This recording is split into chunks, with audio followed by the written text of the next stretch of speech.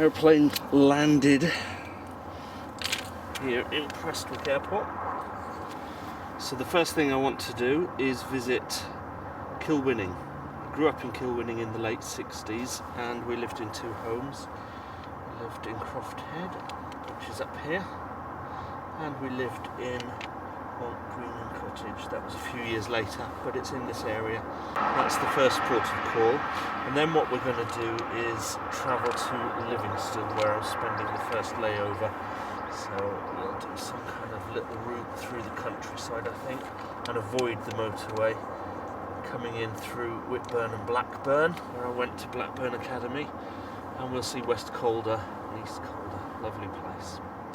Right, next day we're going to go to Aberdeen, and to get there what I'm doing is, apart from Broxburn, where I'll visit my grandmother's grave, we'll be going up to Falkirk, where I want to see the Falkirk Wheel, then into Dunfermline, but instead of coming back over the Forth Road Bridge, I'm going to take this small road here, and we'll visit Gala Ridge Hill Farm and Kiln Primary School, which was my very first primary school when I was 5.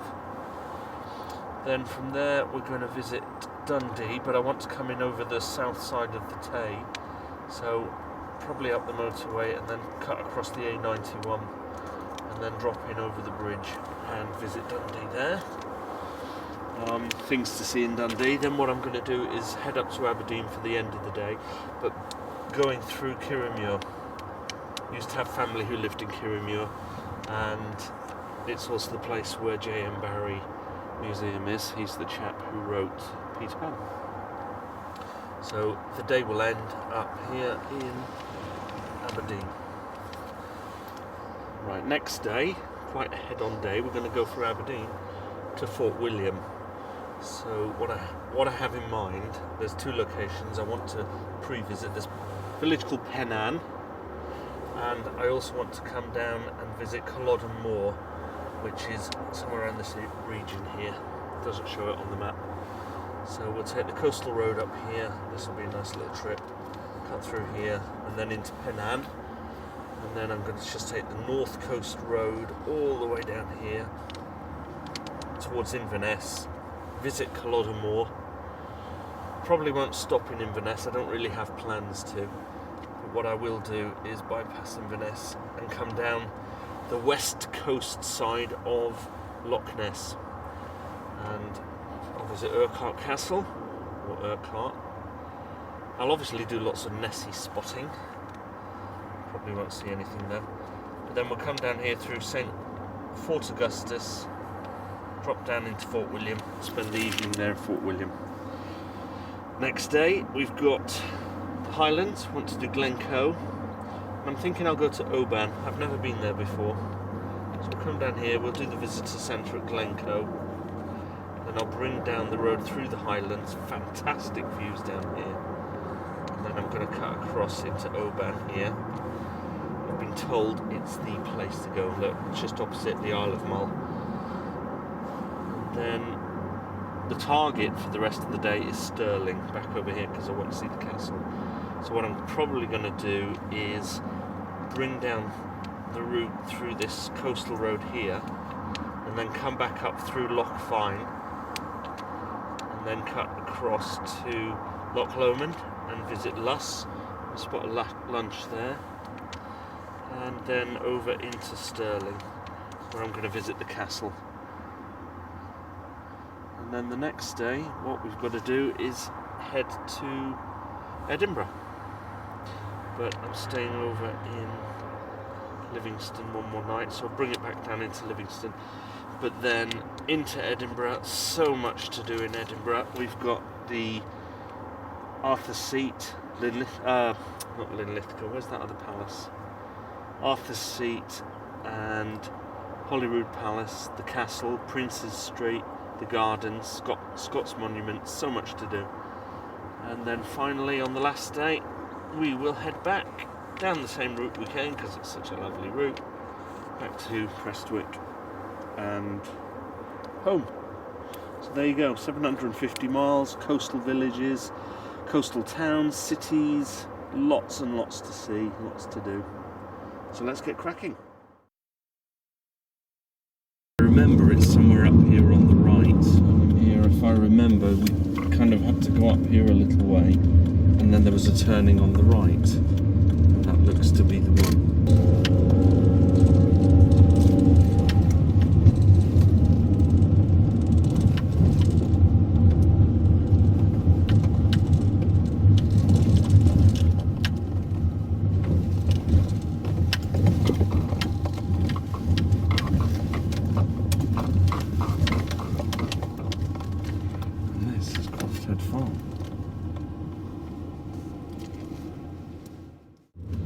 That was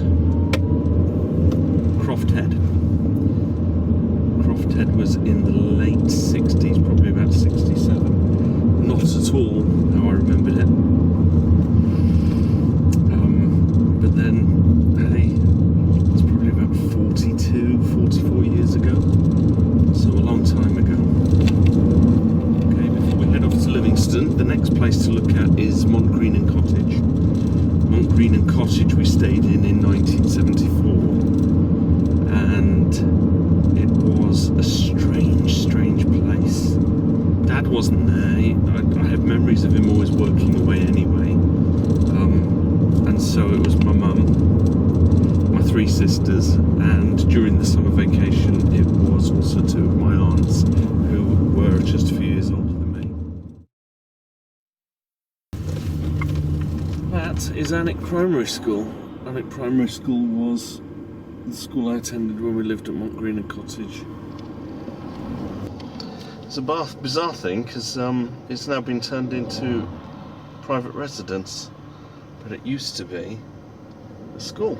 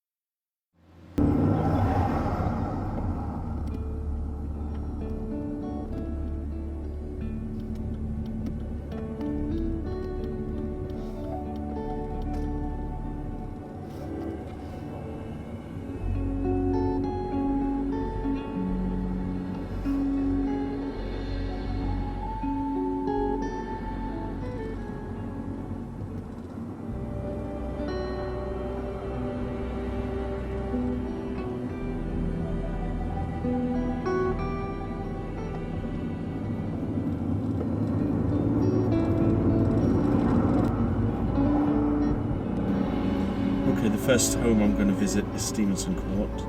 This was the first home in Livingston in 1968. We moved here from Dunfermline. Dad at the time was working in Grangemouth, and it kind of set the mode for the Smith family settling in Livingston. My nana moved up shortly afterwards. I remember having lots of uncles living up here as well as aunts. And the Smith family is a big family. Even now where I'm spread out across the globe. So Stevenson Court, and here we go.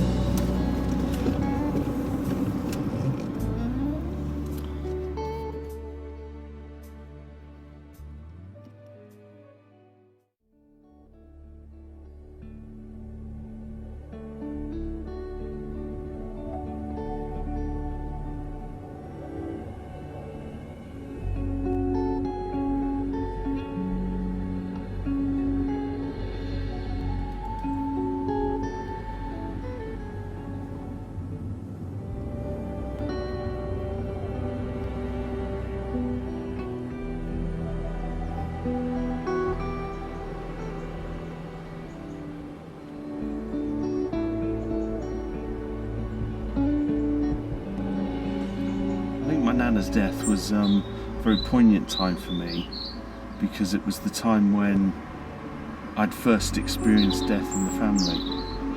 You know, up until that point it had always been things like, you once had a grandfather. Robin. Hello, Robin. Hello, yes. A robin. There was a robin just tweeting away there. That's what you heard. My nana used to say, if ever you see a robin, you know it's me. I remember the day quite clearly, standing here, everybody around. And of course it's no different to any other funeral. You know, it's just tears and heartbreak. But the years go by, and you mature, you grow up, and you relish and cherish the thoughts and the memories of the person that you had. Okay, now we're going to go off to Falkirk. I'm going to do the Falkirk wheel. I'm going to drive through Linlithgow. I'm not going to do the palace this time. But for now, the Falkirk wheel, onwards and upwards.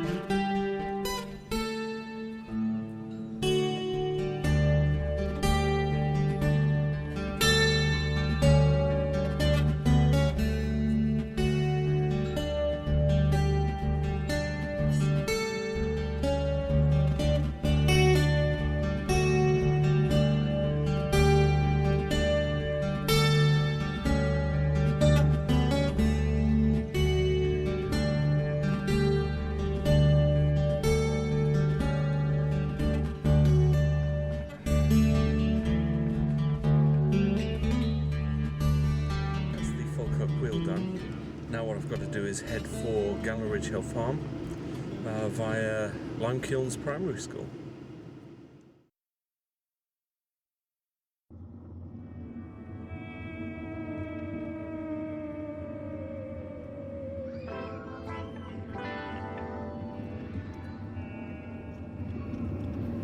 That's Lime Kiln Primary School. That was my first primary school when I was 5, and we lived in Gala Hill Farm. I can't believe that those porter cabins are 43 years old, because I was in a porter cabin, but maybe it was that they were in an older location. But yeah, that classroom on the end there was my classroom. I remember sitting in there daydreaming and looking out the window. Okay, I want to head up to Gala Hill Farm. And what I'm going to be doing is I'm going to be stopping on the road on the way, because I have a story to tell.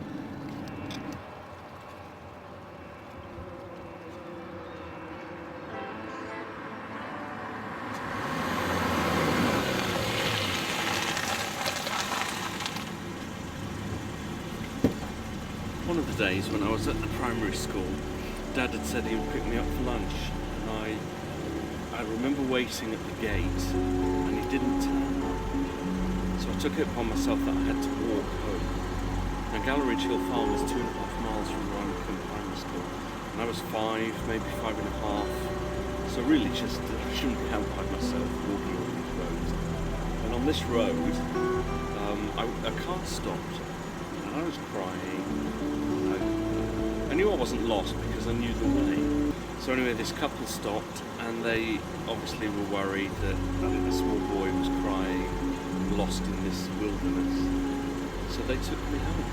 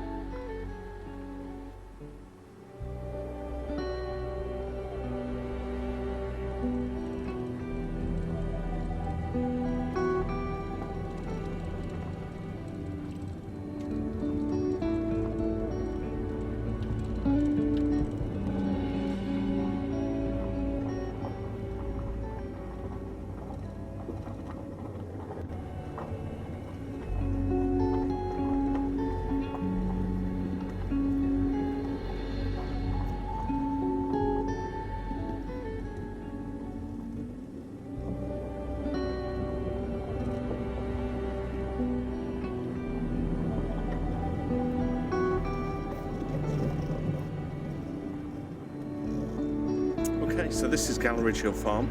We lived here in 1967, and Dad worked, I think he worked in Grangemouth, and this was just prior to us moving down to Livingston.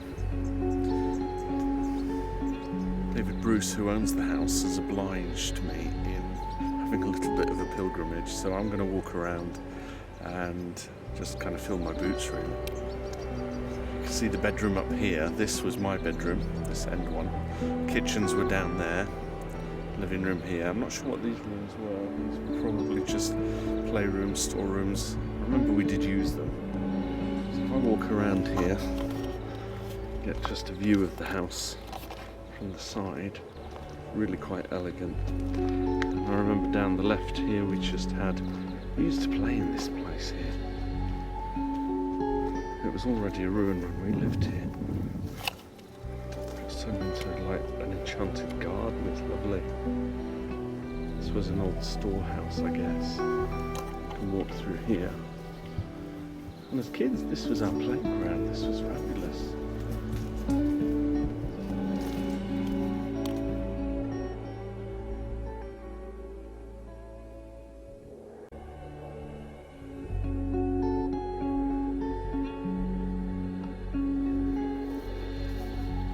David Bruce informs me that this building ahead was originally the farmhouse before the main building was built, which he says is about 250, maybe 300 years old.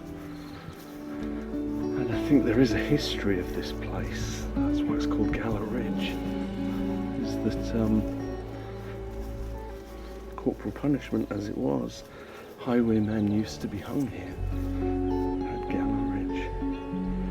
The cottages at the end that my sisters and I used to freak out at going past, because we felt that they were haunted. I'll go and have a look in a minute. And yes, it's still a kitchen. These were the barns. I remember there used to be an upstairs. I don't know if there still is an upstairs.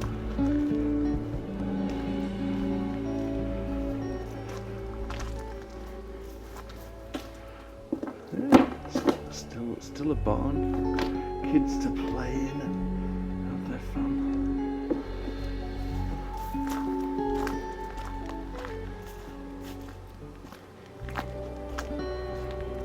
And there, on the outskirts, well, we're on the outskirts of which is Dunfermline. There was one episode where you saw the length of the drive that I drove up. The bus would take us to school, would drop us at the end of that drive every day. Mum would come down with Wendy in a pushchair and Mary walking along, because I believe it's just me and Debbie in school at the time. And on one occasion, Mum wasn't waiting at the gate, so the bus didn't stop and continued into Dunfermline, where it emptied out and there were just two little kids sitting in a seat together. Mum rushed back up to the cottage, up to the farm here, made a call, and they confirmed that we were still in the bus. So yeah, they brought us back. Okay, I'm going to take a walk down to the cottage and see why it's still empty after all these years.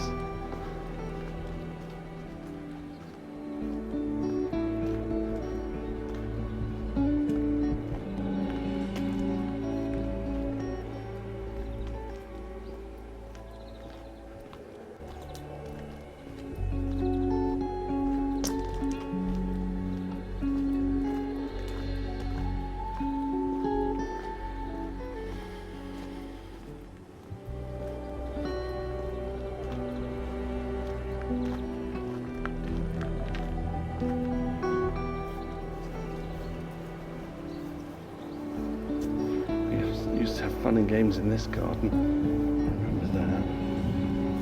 Playing darts. Me and Vicky would play darts on this garden, and I think I threw it too high once and she tried to catch it, and it went straight into her hand. Brave old Vicky. So yeah, lovely old farm this.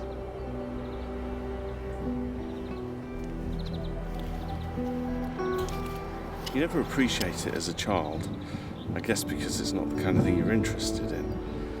But as you grow older, you realise how beautiful this country really is.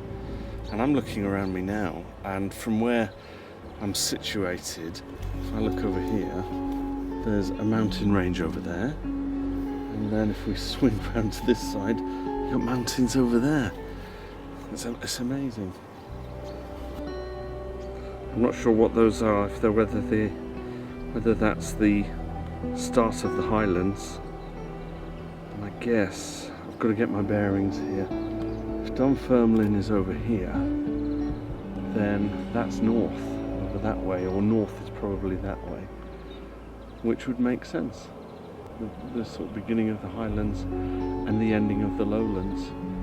But Stirling is renowned as the gateway to the Highlands. I'll be visiting Stirling, so we'll get a view of the mountains then. This is the bizarrest thing. These cottages were empty and derelict when we lived here. Now, if I lived here in 67 or 68 and I was 5 and I'm 48 now, doing my math, and I'm good at math,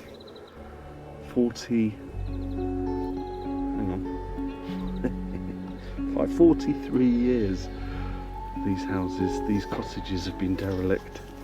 I did a little Google search on the internet for them, at least for Gala Ridge Hill Farm, and what came back was that these cottages had gone in for planning permission. So someone obviously wants to do something with them, and it would be perfect to turn that into one cottage. To have the money. Perfect. So there you go, that's Gala Ridge Hill Farm. I'm not going to ask to go inside. And there's really not anything else to look at other than the actual farmhouse. I think as tiny tots, all we ever did was just played around this area. And the only other memories I have is walking up and down the drive for the school bus, and also the 2 trips getting lost on the main road and the couple picking me up, and also ending up on the school bus all the way into Dunfermline with my sister.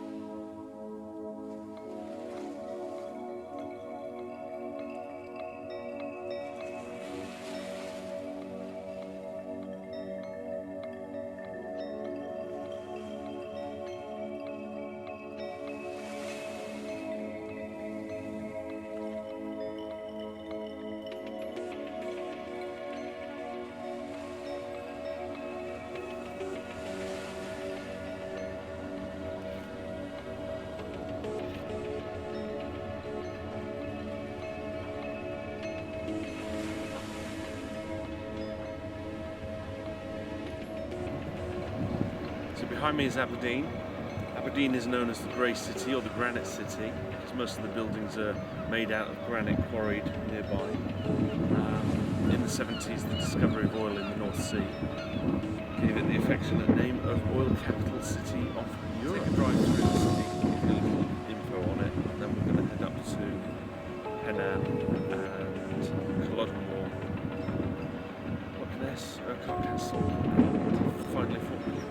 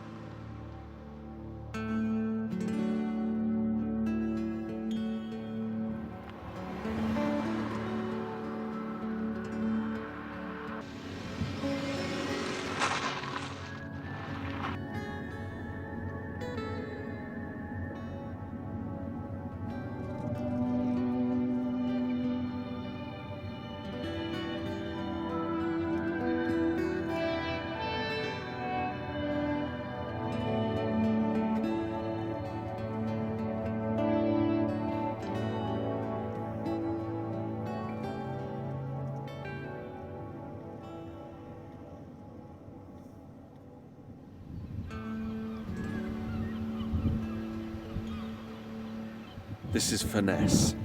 Well, actually, it's not Furness. Furness was the fictitious town in the movie Local Hero.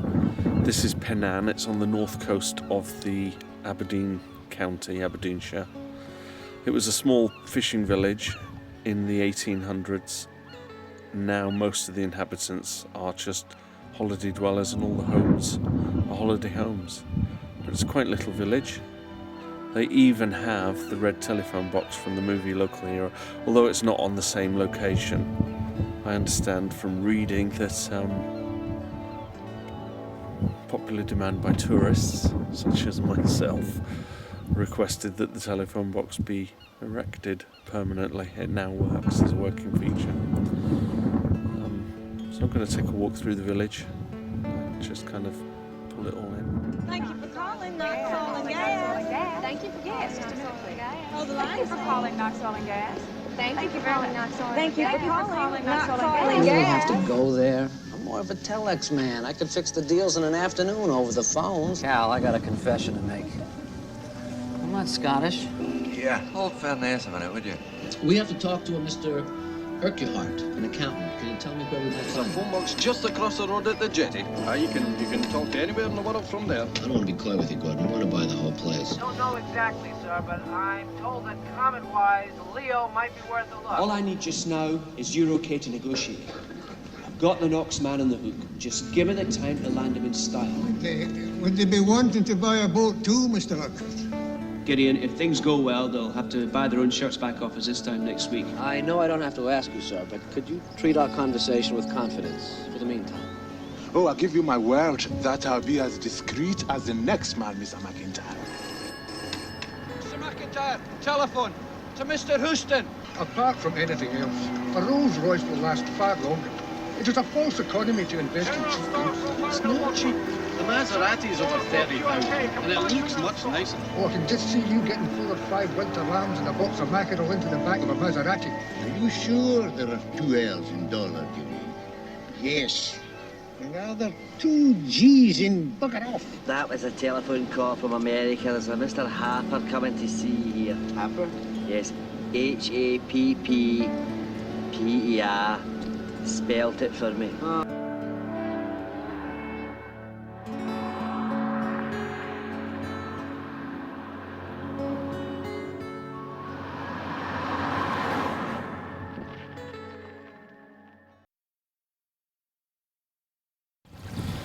sitting at Loch Ness. This loch is so dark and so deep. And of course the legend of Nessie. The waters are dark because the peak comes down off the hills with the water, and once it gets into the water it disperses itself. Visibility can be reduced to 4 inches in some places. In its deepest part, the loch is 213 metres deep. Now, I tried to do some calculations on that, and it worked out that 2.5 Big Bens would be sitting from the bottom to the top. You can get 4.1 Nelson's columns. Good old Nelson, he's got that one. And if you were to put me toe to head, dig, dig, dig, dig, dig, dig, you would get 132. Okay, the monster. What a legend. First recorded in the 7th century. St. Columba, who was an Irish monk, had come over to Scotland to do some conversion, I guess, of the Picts. And he came across a burial that was taking place by the side of the loch. And when he inquired why they were burying somebody, he was told that a monster had attacked one of their fellows and had dragged him under the water. So St. Columba had commanded his follower, some chap who was doing the writing, to go and investigate. And at that moment, apparently the monster appeared again, and St. Columba was heard to have commanded the beast to desist what it was doing and to go back, and immediately the monster went back. The monster itself first came into existence really in modern times in 1932. George Spicer was the chap. He'd been driving through the Highlands and had come to Loch Ness, and he and his wife have been recorded, or it has been written that they encountered a beast crossing the road in front of their car. And then, of course, there's the photograph, the surgeon photograph. Okay, it was 1934.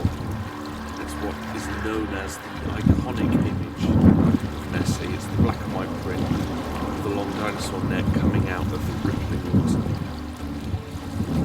Can you believe that for 60 years people thought that this was living proof that Nessie existed? It turned out to be a hoax. The hoax was revealed in 1994. And there's been lots of research, there's been sonar expeditions, they've had boats going up and down the loch. It's just a magical place. And is there a monster? Well, if you believe it, there is. Why would there not be? I think I've been up here so many times that not even on any single occasion have I driven by hoping not to get a glimpse of the monster. It's almost like it's too good to be true. Of course there's a monster. There's so many unexplored things. Why should we doubt it? So if you believe, there's a monster.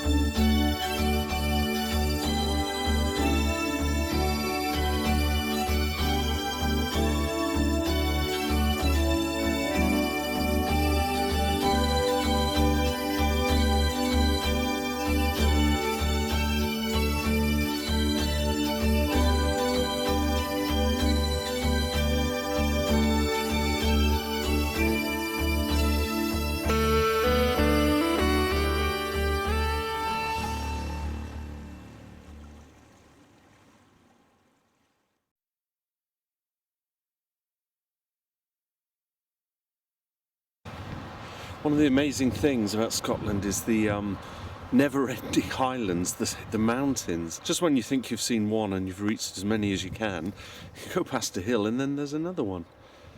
Okay, I'm now standing at the head of Loch Shiel.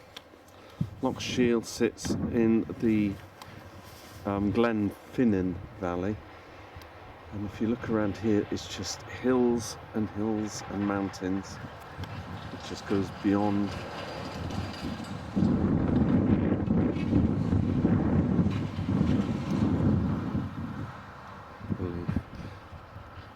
The monument you can see here, this was erected in the 1800s. It's not the original site, but it stands for the landing site of Bonnie Prince Charlie at the beginning of the Jacobean uprising.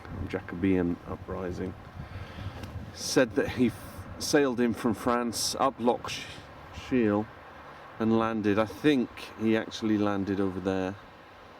That's what the historian books say. But they erected this monument to celebrate the event. This is also the filming location of part of Harry Potter. That there is the viaduct that the Hogwarts Express rides along, and also what's his name? Rupert Grint's character, gingerhead one, drives his dad's car in front of the train. This is the lock that was used in the filming for Hogwarts School. You'll get a better perspective when I get higher up, but the school, or the magnificent castle, if I can point, was somewhere on the ridge there. Obviously CGI'd in for the movie, but they used this loch as the place where it was sited. But you can't match this. This is just solitude as I like it. It's all around. Even the exhibition centre isn't open until April. So I'm going to splice these clips together with some of my previous footage that I took last August. So you have a little montage of my trips to Scotland. It might seem a little disjointed, but it's the scenery that counts. It was Ron Weasley. It took me a moment to think about it. But here I am, standing at the Glenfinnan Viaduct, where the Hogwarts Express came charging past. Can I get it in the picture here? The track comes all the way round along the viaduct and disappears.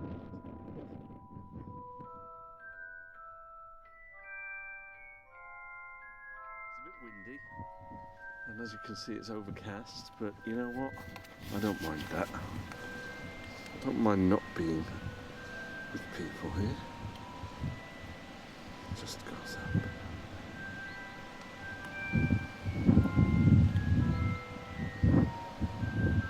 So there we have it, the Glenfinnan Viaduct. Okay, I'm about as high as I can get because they fenced this whole place off. See the fence running down there to that cottage. But I thought I'd try and get as high as I can to get a good view of this viaduct. Look at that, stunning. The marvel and feats of a man. Got to get the train line across. How do we do it? We build a bridge. Built in the 1800s. I guess as people and settlers moved and they needed places to live, you had to have transport to get to the people to and from, to get supplies, to get, well, it's just livelihoods.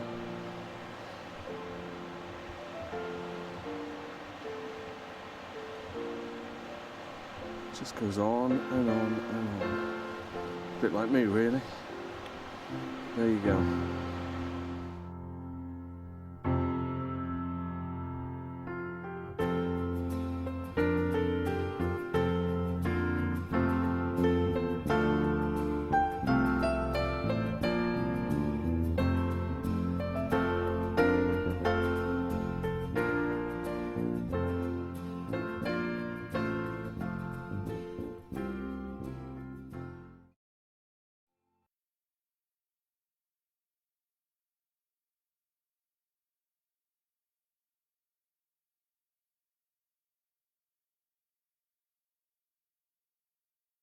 In 1688, the removal of James II of Scotland, who was also James VII in England, in favour of William of Orange, had led to the first ever Jacobite uprising. Its leader, Viscount Dundee, died at the Battle of Killiecrankie, and the rebellion broke up. All that remained was to pacify the Highland chiefs who had joined the enterprise. Proclamation was issued in August 1691, and it required the clan chiefs to take the oath of allegiance to King William by Hogmanay that year. Clan MacDonald of Glencoe missed the vital deadline by the accident of reporting to the wrong official at the last possible moment. Early in the morning of the 13th of February 1692, a massacre took place here at Glencoe. The massacre began simultaneously in 3 settlements along the glen, although the killing took place all over the glen as fleeing MacDonalds were pursued.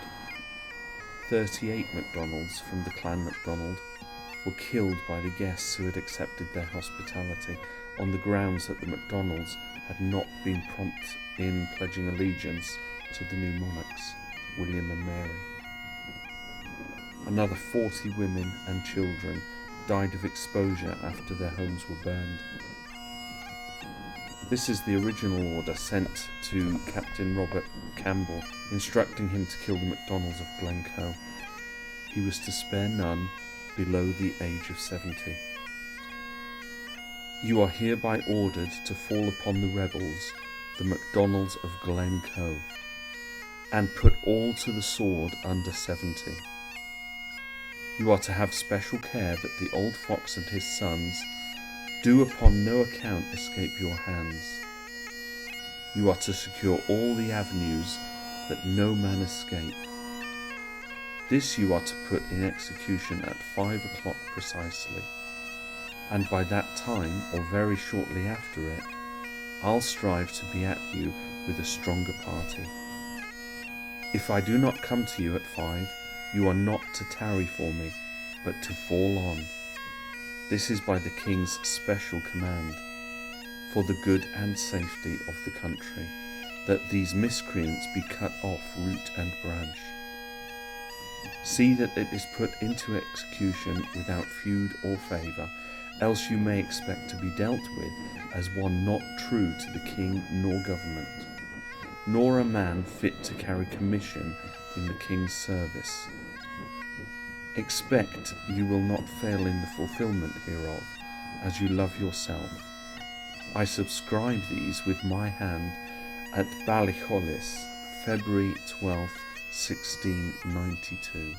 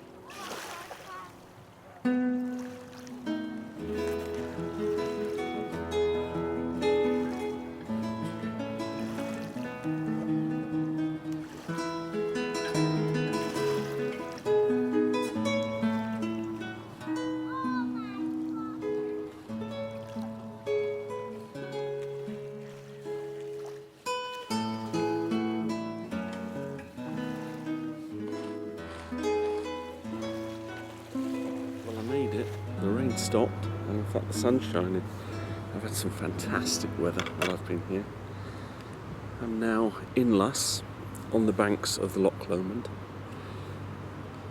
It was made famous in that old song, You Take the High Road, which of course goes, you take the high road, I'll take the low road, and I'll be in Scotland for you.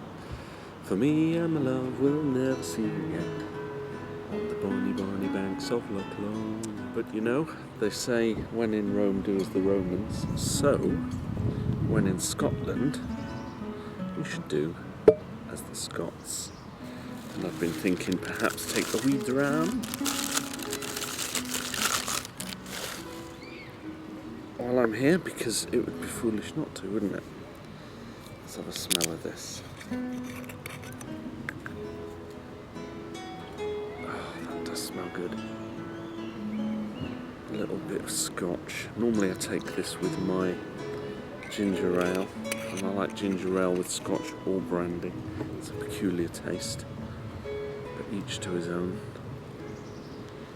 And also that old Scottish thing of, should old acquaintance be forgot and never brought to mind, we'll drink a cup of kindness yet for the sake of auld lang syne. My old father-in-law, he used to know it was one of my favourite drinks as a spirit, and every Christmas he'd pour me a whiskey and ginger. So here's to you, Ken, and to the rest of you, auld lang syne.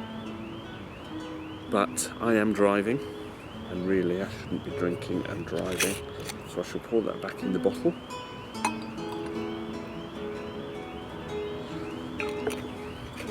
And I will savour the other national Scottish drink. Okay, I am brew. If I can open it. Here we go. Because I'm driving, we shall have a wee dram of Iron Brew. Cheers. It's actually quite good. I shall have that for the rest of my journey.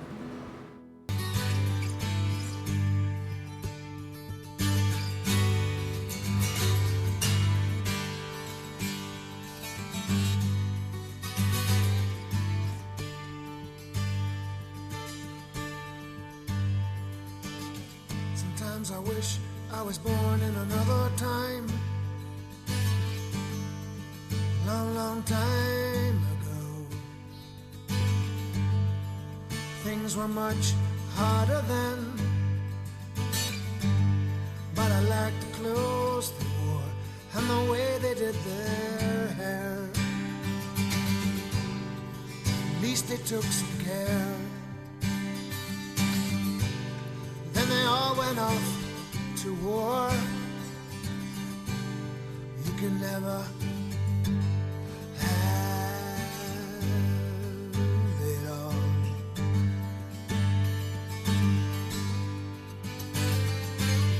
Sometimes I wish I was born in another time, say in 1924.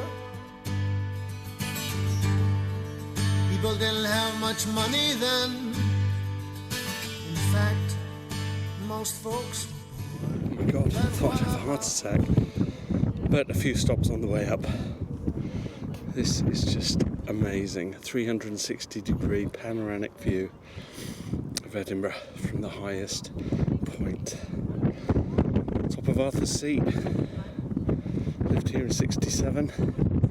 Left in '76. We never came up then. Did a few trips up to Scotland in my 30s and early 40s. Didn't come up there then. You should see Edinburgh behind the background.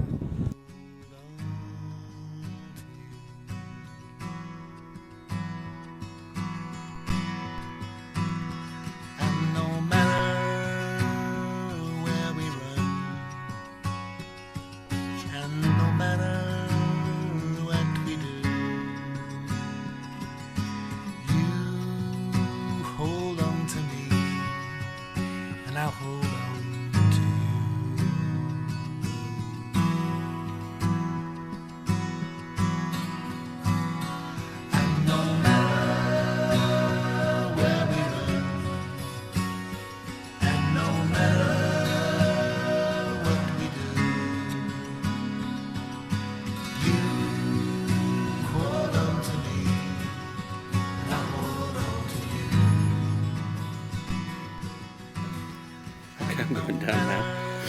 this is perhaps a little more challenging because it works on the knees. But there you go, half the seat, I've done it. Can check that one off on my bucket list, or my 50 things I want to do before I die. Yep, I'm getting them all in.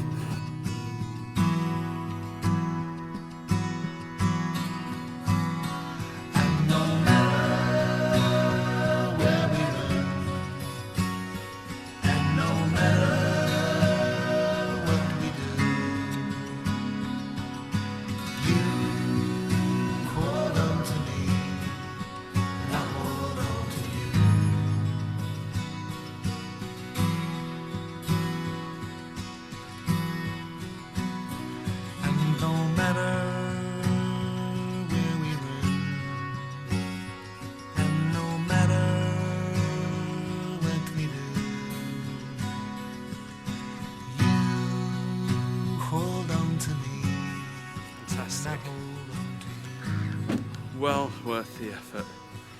If you ever get up to Edinburgh and you've got a couple of hours to spare, get your walking boots on and do it. Well, that's it folks, that's the end of my little tour, my trip around Scotland. I've covered about 750 miles, it's been fantastic. Right up to Penang in Aberdeenshire, across to Inverness and Loch Ness, and back again, all the way down. The Edinburgh Tattoo last night was spectacular, and what I'm going to do is, as the video finishes, I'm going to leave you with some highlights from the show itself. I think I'll have to do this again.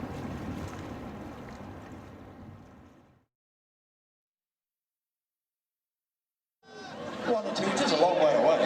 And who's from Taiwan tonight? Welcome to you. And Korea? Yes? And we're our friends from Japan tonight. Right, let's cross the Pacific and see who's here tonight from the United States of America. Wow. A heck of a lot of Americans. I wonder if there's anybody left on the other side of the pond. And anyway, where are your neighbours to the north? Where are the Canadians tonight? Oh, that's a good cheer. Welcome to the Maple Leafs. Let's come back to Europe and see who's here from Scandinavia, Norway, Denmark, Sweden and Finland. Welcome, delighted to have you with us. Now, anybody from Central Europe, Poland and Hungary, the Czech Republic and Slovakia? Well, who's here tonight from Switzerland? Welcome to the Swiss. Now, we've got a wonderful band from Bavaria tonight. So who's here from Germany? Ich wünsche Ihnen einen schönen Abend. And who's from Austria? Good. And we've also got a splendid band from the Netherlands. So who's from the Netherlands tonight? Welcome. And your neighbours in Belgium and Little Luxembourg. And who's from France tonight? Bon. And over the Pyrenees in Spain and Portugal. Great, welcome to you. And who's from Greece and sunny Italy? Welcome, delighted to have you with us. Now, we've whizzed around the globe, so let's come back home to our own wee corner of the world and see who's here tonight from Ireland, north and south. Welcome to you. And who's from the hills and valleys of Wales tonight? Welcome to the Welsh. Now, let's go south of the border and see who's here tonight from England. That was a good cheer, but I thought I just detected a bit of a challenge in it. So let's see who's here tonight from Scotland. Welcome to the Scots. They gave as good as they got there. The far-off borders of the earth. Everywhere the Scots went, they took with them the distinctive music of their pipes and drums.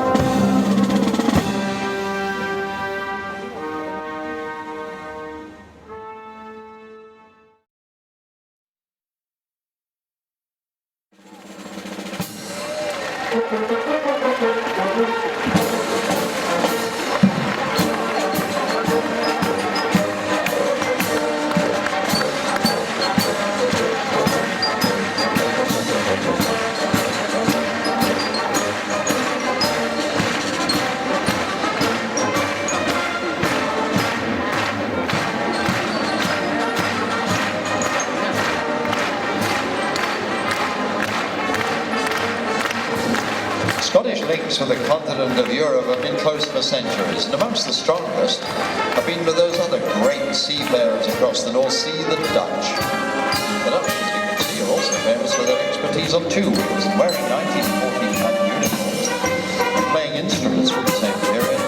We are very pleased. Welcome back to Edinburgh, the Dutch Bicycle Band.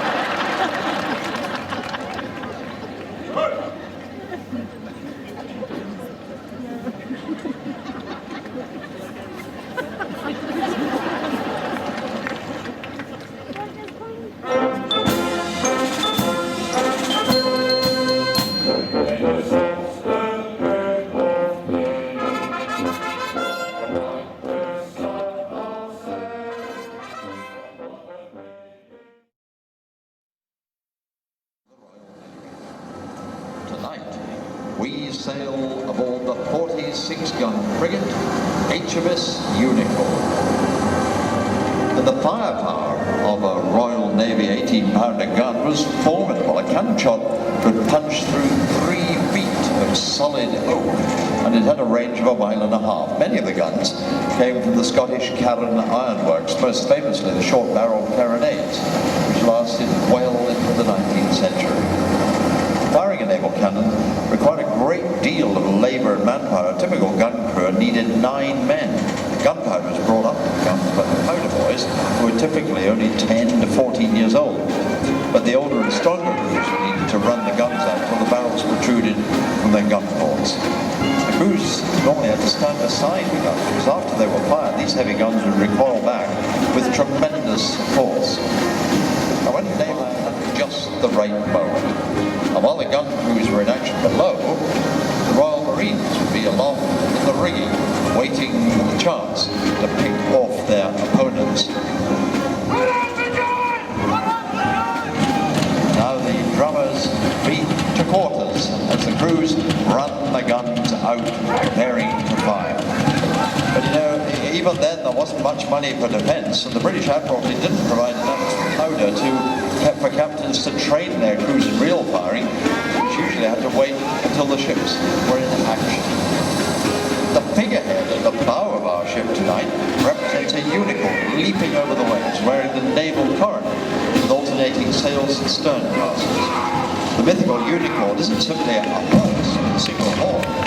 With the legs and beard of a goat, the figurehead therefore has cloven hooves, and if you could see his back, you would have a lion's tail.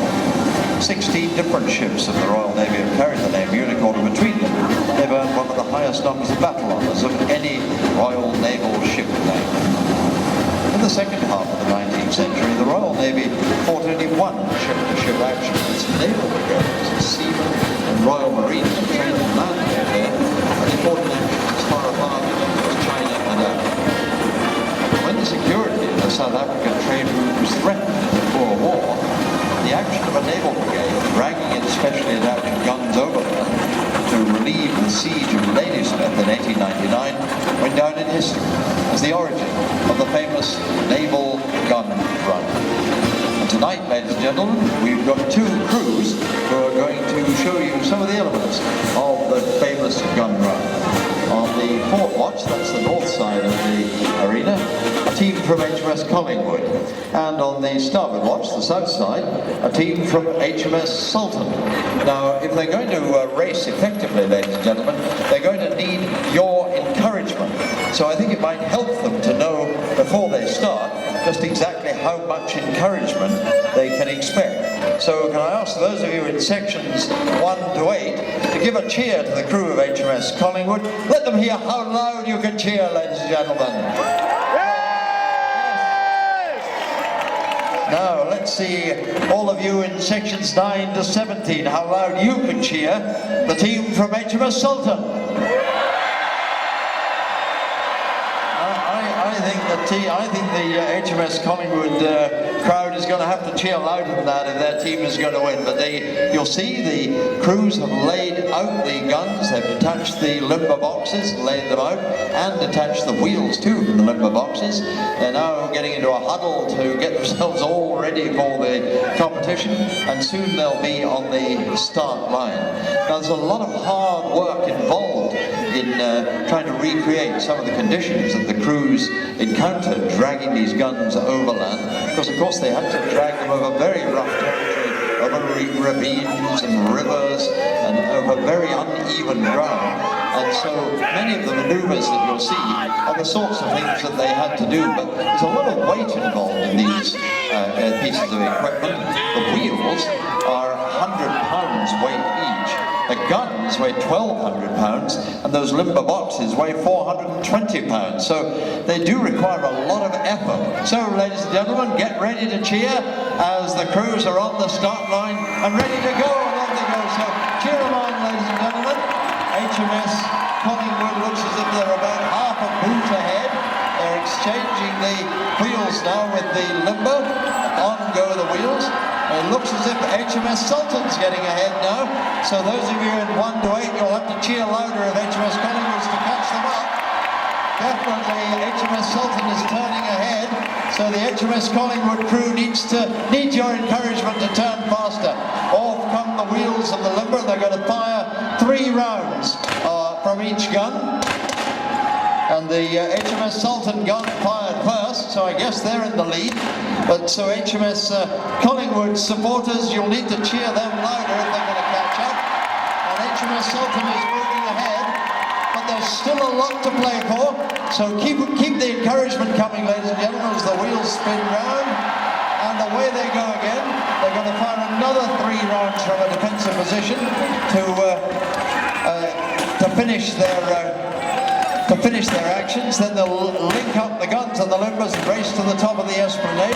HMS Sultan is linking up, so HMS Collingwood crowd, please cheer them harder, ladies and gentlemen. Give them every encouragement. But definitely HMS Sultan's crew is tonight's winner. These field gun competitions are a spectacular test of strength, discipline and teamwork, as you can see, which show the gunners' ethos of challenging the individual to strive for their limits and then beyond. And then as ships became more powerful, so too did their weapons, until today the Navy is equipped with the 4.5-inch gun with a range of about 25 kilometers.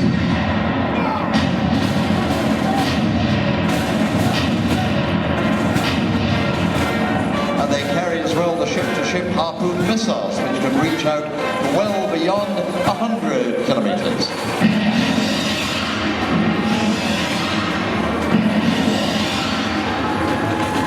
So, ladies and gentlemen, our hearty thanks to the gun crews, old and new.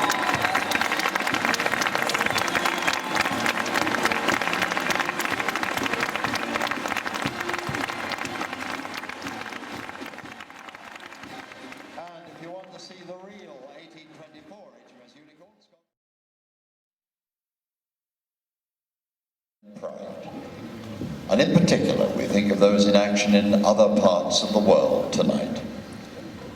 We think too of the families left at home to worry and in sadness. We think of those brave men and women who will not be returning. We will always remember them. As we salute their courage and loyalty, the mass bands will play the evening hymn, often known as the naval hymn, Eternal Father, strong to save. And then from high on the castle ramparts, the lone piper, Corporal Jason Bruce of the Royal Scots Dragoon Guards, will play the parting glass.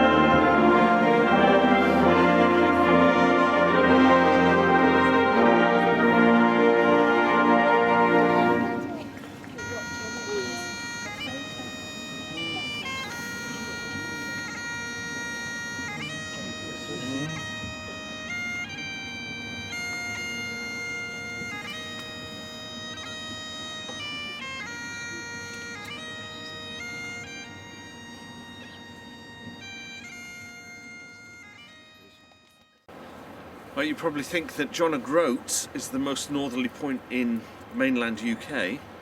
I'm now standing at Dunnet Head Lighthouse, which actually stands about 2.5 miles further north than John O'Groats, which makes me the most northerly person on mainland Britain. There's nobody that way of me. Everyone else is that way of me. So Dunnet Head Lighthouse on the Dunnet Head Peninsula, and it looks like there's a rain squall coming in. Take a look at that. Just to make out that cloud, I think I may have to get to the car pretty quickly. Just give it a view across the sea. That's the North Sea, or is that the Atlantic? I think that's actually the Atlantic. You've got Orkney Isles to the right, that's 6.5 miles across from the peninsula.